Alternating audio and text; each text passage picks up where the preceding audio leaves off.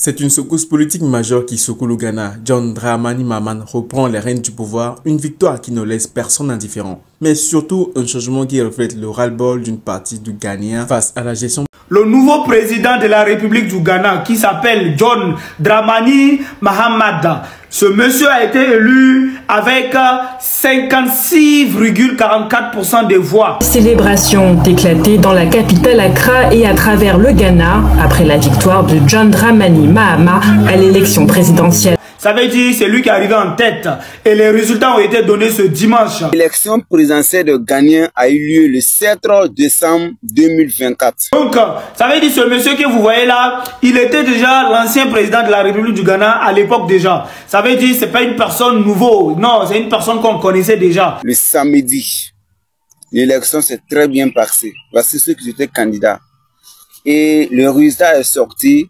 C'est celui qui a admis.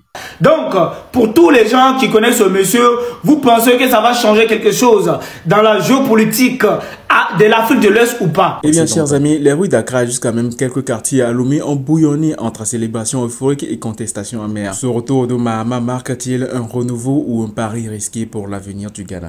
Parce que face à des défis économiques criants, le retour de Mahama n'était pas du tout gagné d'avance. Cependant, sa campagne centrée sur les promesses de réformes sociales et économiques a su capter une population désillusionnée. Les électeurs semblent avoir dit « Assez, il est temps de changer ». Mais cette confiance accordée est-elle solide? Beaucoup se demandent si Mahama serait à la hauteur des espoirs qu'il suscite. Ce qui est certain, les résultats des élections montrent un Ghana qui est fracturé. D'un côté, les partisans de Mahama qui voient en lui un sauveur capable de redresser l'économie, alors que de l'autre côté, des opposants farouches qui redoutent un retour à des erreurs du passé. Cette fracture est palpable dans les débats houleux, les manifestations et surtout sur les réseaux sociaux qui s'enflamment beaucoup. Ce qui est sans doute est que ce nouveau président qui a été réélu a des défis titanesques qui l'attendent. Mahama reprend le pouvoir dans un contexte très difficile, inflation galopante, chômage élevé et dettes publiques qui pèsent lourdement. Et ce qui est sûr, s'il veut réussir, il devra rapidement instaurer des mesures fortes pour stabiliser l'économie du pays. Les Ghanéens pour eux ne lui donneront aucun répit et l'opposition est prête à le confronter à chaque décision. Et ce changement de leadership au Ghana n'a pas seulement un impact local, c'est dans toute l'Afrique et surtout dans la sous-région. De nombreux pays africains observent avec intention car le Ghana est souvent considéré comme un modèle démocratique. Même le président togolais Faure Sozina Gnassingbé a félicité l'ancien président ghanéen Nana Akufo-Addo pour avoir respecté la démocratie dans son pays et surtout la constitution de céder la place à son prédécesseur. Et la manière dont Mahama gérera cette transition pourrait influencer complètement d'autres nations en quête de stabilité politique et économique, comme le Togo, le Bénin ou même la Côte d'Ivoire. Ce qui est certain, l'heure de vérité approche à grands pas et Mahama n'aura pas droit à l'erreur. Les Ghanéens attendent des résultats concrets et rapides.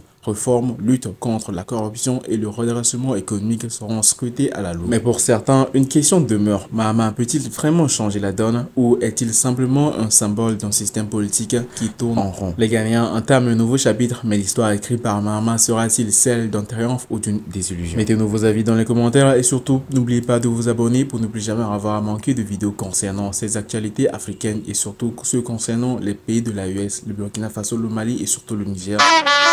Bâtisseur de la nation, c'est ainsi que ses partisans l'appellent. Sa victoire est nette et sans contestation. J'ai reçu ce matin un appel de félicitations de mon frère Mahamoudou Baoumia suite à ma victoire catégorique aux élections de samedi. Merci le Ghana. Nouveau président? Pas vraiment. Le candidat du NDC, le National Democratic Congress, connaît bien ce rôle. Il l'a déjà endossé de 2012 à 2017. À 66 ans, John Mahama devient ainsi le premier président de la 4e République du Ghana à reprendre la présidence après avoir été chassé à 2 reprises par les urnes. Une victoire historique donc. Tout au long de sa campagne, John Mahama s'est engagé à relancer l'économie du pays. Et pour cause, il s'agissait là d'un enjeu électoral majeur. Le Ghana étant confronté à une inflation et à un endettement important. John Mahama s'est également engagé à mettre en place des réformes anticorruption, autre point important de ces élections. Je m'engage à mettre en œuvre des mesures économiques pour lutter contre l'inflation et rendre les produits alimentaires plus accessibles à tous les ménages du Ghana. Je m'engage à mener une guerre implacable contre la corruption et à procéder à la restitution de tout le butin. Cette opération sera menée avec zèle afin de récupérer l'argent et les biens volés pour le développement de notre pays et pour le bénéfice de nos jeunes. Une fois n'est pas coutume, le NDC succède donc au NPP. Les deux principaux partis du Ghana s'alternent. Au Ghana, le peuple a voté pour le changement. Ce sont les mots du candidat malheureux du parti au pouvoir, le NPP, Mahamudu Bawumia, qui a reconnu sa défaite et a félicité son adversaire avant même l'annonce des résultats par la commission électorale. John Mahama, qui fut président du Ghana jusqu'en 2016, est donc le nouveau président élu du pays. Un retour aux airs de sanctions pour le parti de Nana Akufo-Addo.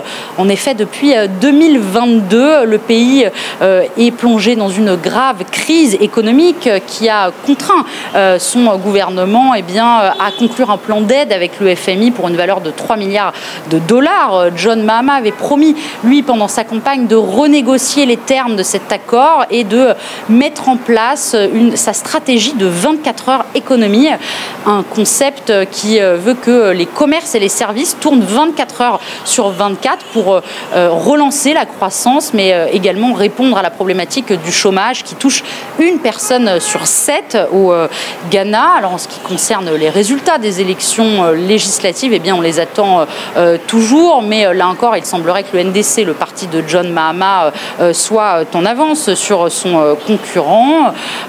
En ce qui concerne le déroulement du scrutin, hormis deux incidents qui ont conduit à la mort de 2 hommes dans le centre et dans le nord du pays, il n'y a pas eu d'autres incidents majeurs et on peut dire que le scrutin s'est plutôt bien déroulé. On s'attend à une transition pacifique entre les deux partis, comme ça a toujours été au Ghana depuis le début du multipartisme en 1990. Mahama devra composer avec une opposition plus active que jamais.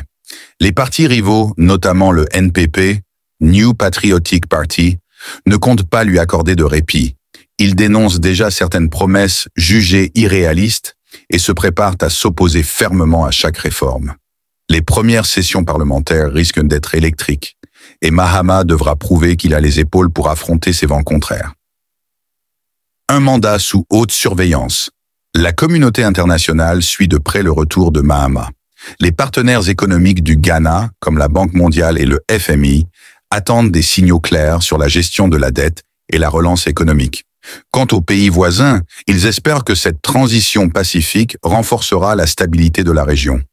Mais le moindre faux pas pourrait ternir l'image du pays et compromettre ses alliances stratégiques. Une jeunesse qui réclame des actions concrètes. Le vote des jeunes a été décisif pour le retour de Mahama, mais leur patience a des limites.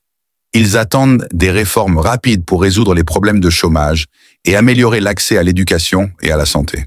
Mahama devra prouver qu'il est capable d'écouter cette génération montante, qui n'hésitera pas à descendre dans la rue si ses attentes ne sont pas comblées. Les premiers défis économiques à relever. La situation économique du Ghana est critique. Inflation galopante, monnaie affaiblie et dette publique écrasante. Les défis s'accumulent. Mahama a promis des réformes audacieuses, mais la mise en œuvre sera compliquée. Les marchés financiers surveillant ses premiers pas, et la moindre erreur pourrait provoquer une crise de confiance. Sa capacité à mobiliser les ressources nécessaires sera déterminante pour redresser la situation.